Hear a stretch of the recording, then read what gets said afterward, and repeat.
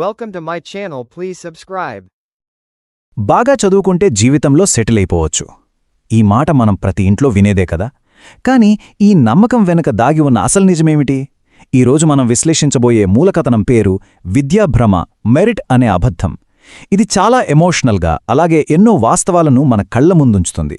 అసలు కష్టపడితే అందరికీ సమాన అవకాశాలు వస్తాయా, లేక ఈ వ్యవస్థే ఎవరికి ఏ స్థానం దక్కాలో ముందే డిసైడ్ చేస్తోందా అన్నదే ఈనాటి మన విశ్లేషణ. సరే, ఈ సోర్స్ మెటీరియల్ని మనం ఒక 5 కీలక దశలుగా అర్థం చేసుకుందాం.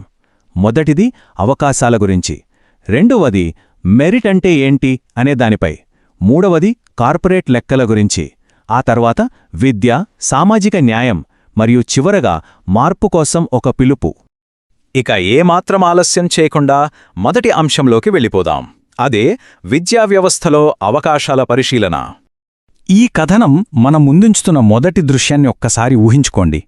ఒకవైపు కనీస వసతులు లేని ప్రభుత్వబడి, ఎటు చూసినా ధూళి, వర్షపు నీరు, చిరిగిపోయిన పాత యూనిఫామ్స్తో నేలమీద కూర్చుని చదువుకుంటున్న పేద పిల్లలు. మరోవైపు ఏసీ బస్సులు, ల్యాప్టాప్లు, మెడలో ఇంగ్లీష్ బ్యాడ్జెస్తో ఆడంబరంగా వెళ్తున్న ధనిక పిల్లలు. ఇవి రెండూ వేర్వేరు ప్రపంచాలు కదా. ఇది కేవలం డబ్బుకు సంబంధించిన విషయం మాత్రమే కాదు, వారి రోజువారీ జీవితాల్లోని తీవ్రమైన అంతరాలకు ఒక నిదర్శనం. ఈ తీవ్రమైన తేడాను చూశాక సోర్స్ మెటీరియల్ ఒక చాలా సీరియస్ ప్రశ్నను అడుగుతోంది. ఇద్దరు పిల్లలు ఒకే సమాజంలో పెరుగుతున్నారు, సరే, మరి వాళ్లకు నిజంగానే సమాన అవకాశాలు దొరుకుతున్నాయా, లేకపోతే సిస్టమ్ వాళ్ల భవిష్యత్తును ముందే రాసేసిందా? వాళ్ల విజయం అనేది వాళ్ల కష్టమా, లేక వ్యవస్థ డిజైనా? ఈ ప్రశ్నే అసలు మెరిట్ అంటే ఏంటి అని మనం పునరాలోచించేలా చేస్తోంది. ఇక్కడే మనం రెండవ విభాగానికి వస్తాం, మెరిట్ అనే సామాజిక భావన. అసలు ఈ పదం వెనుక ఉన్న అర్థమేంటి? ఈ విషయాన్ని వివరించడానికి సోర్స్ మెటీరియల్ పియరీ బోర్డ్యూ అనే ఫ్రెంచ్ సోషియాలజిస్ట్ చెప్పిన ఒక అద్భుతమైన కాన్సెప్ట్ని తీసుకుంది. అదే కల్చరల్ క్యాపిటల్, అంటే సాంస్కృతిక మూలధనం. మనం దేన్నైతే వ్యక్తిగత ప్రతిభ అని పొరబడుతున్నామో అది చాలా వరకు వాళ్లు పుట్టిన కుటుంబాన్ని బట్టి, వాళ్ల సామాజిక హోదాను బట్టి వచ్చే అదృష్టం మాత్రమే అని ఈ సిద్ధాంతం చెబుతోంది.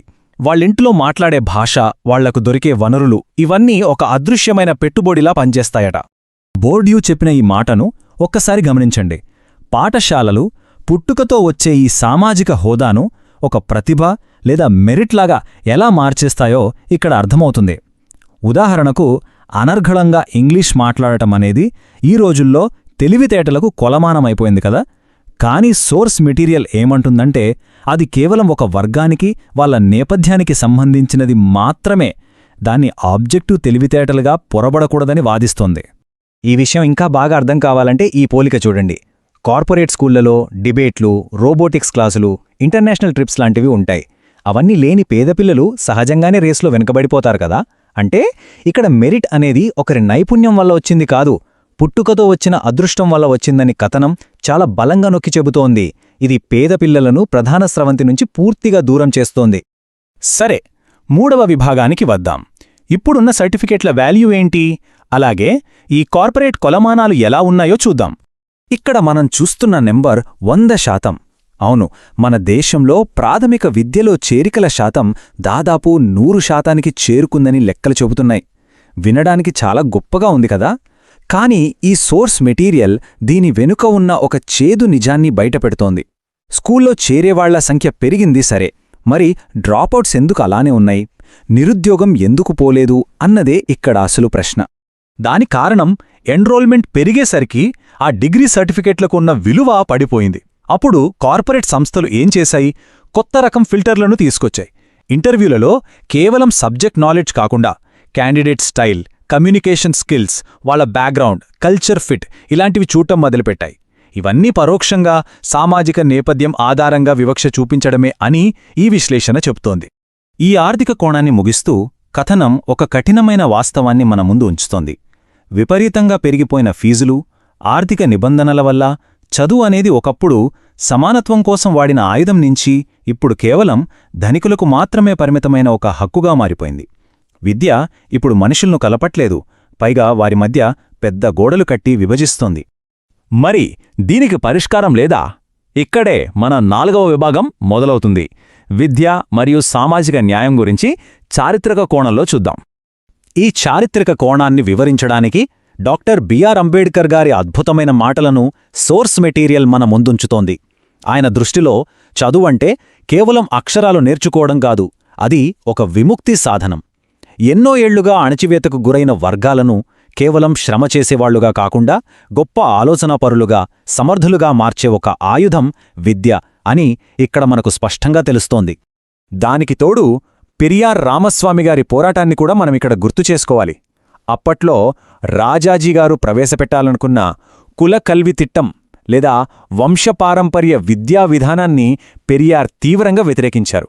ఎందుకంటే పేదవాడి కొడుకు పేదవాడిగానే ఉండాలి, తమ కుల వృత్తులనే కొనసాగించాలి అనే భావనను పెంచే ఏ చదువైనా సమాజానికి విషంలాంటిది అని ఈ ఉదాహరణ ద్వారా కథనం వివరిస్తోంది.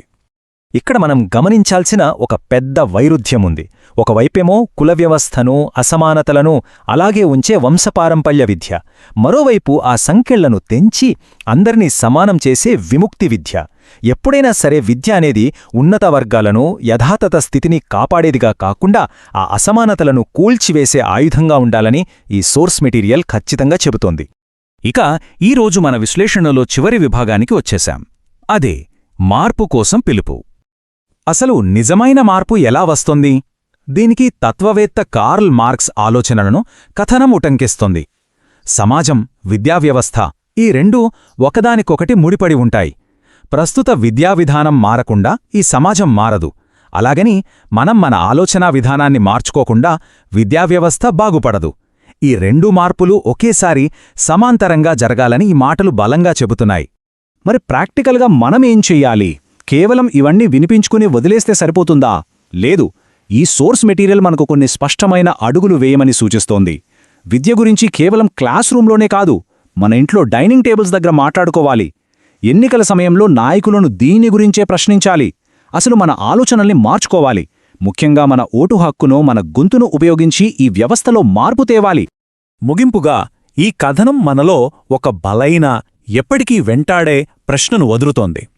విద్యా స్వేచ్ఛ కోసం, అందరికి సమానత్వం కోసం, ఆఖరికి ఒక విముక్తి కోసం చర్చలు ఎప్పటికైనా మొదలవుతాయా? మనం ఈ మెరిట్ అనే భ్రమను వదిలేసి నిజమైన సమానత్వం వైపు అడుగులు వేస్తామా అన్నది నిష్పాక్షికంగా ఆలోచించుకోవాల్సిన సమయం ఆసన్నమైంది. ఈనాటి మన విశ్లేషణ మనందరికీ ఒక కొత్త దృక్పథాన్ని ఇచ్చిందని ఆశిస్తున్నాను. మరో ఆసక్తికరమైన కథనంతో మళ్ళీ కలుద్దాం.